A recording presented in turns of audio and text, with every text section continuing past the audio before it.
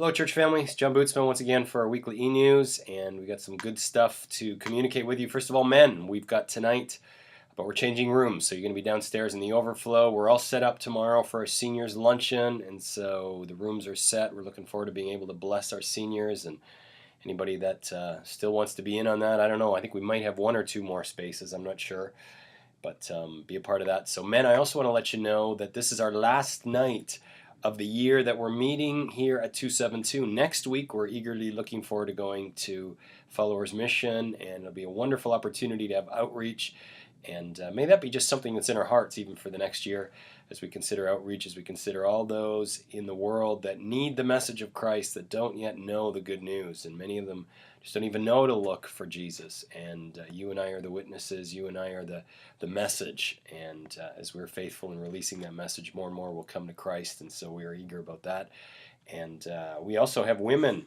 As far as this week's events, we've got Passionate Women going on tomorrow night. Patricia Bootsma, my own passionate wife, is going to be the speaker for that particular one. And we also have a Momentum Christmas feast that's happening this coming Sunday, December the 14th. All the information and the news for that is below. You want to take a look at that.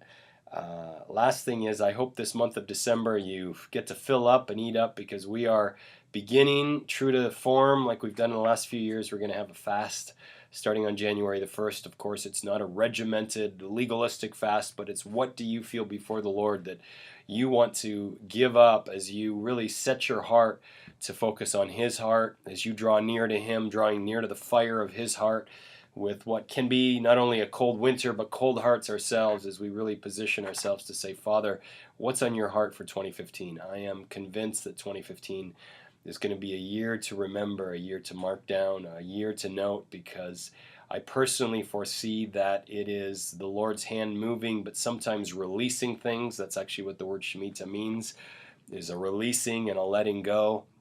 And I don't know whether to say we better fasten our seatbelts, but I do feel confident that our God will establish who He is. It's kind of one of those verses that said, who is this coming up out of the wilderness, leaning on her beloved? I think the Lord is going to draw our hearts to His so much more, a greater fire, a greater love, a greater depth.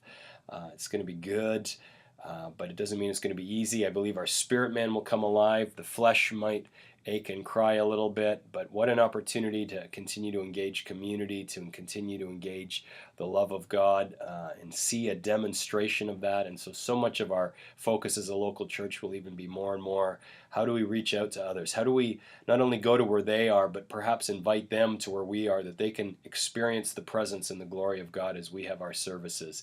And so we, as you know, have ongoing services Friday nights and Sunday mornings. We're going to look at, throughout the year, melding those more and more together so that we see it as an extension for the local church. Probably start that closer to Easter, but it's good stuff.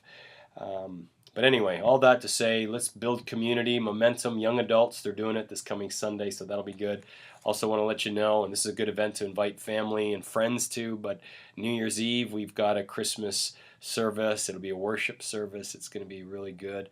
And so that's probably it for now. We do want to make a quick note. You can see it under the friends section below, but we got Matthias Vandersteen and his wife Rebecca are going to be going into North Korea. So as we continue to have missions on our minds, I want to encourage you to think missionally, to think not only locally missionally, but globally missionally.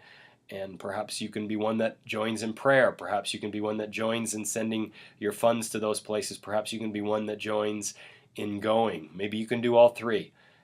But I know that it's a time to draw our hearts near to His heart. So God bless you and keep you. We look forward to ongoing communication with you for the remainder of this Christmas month.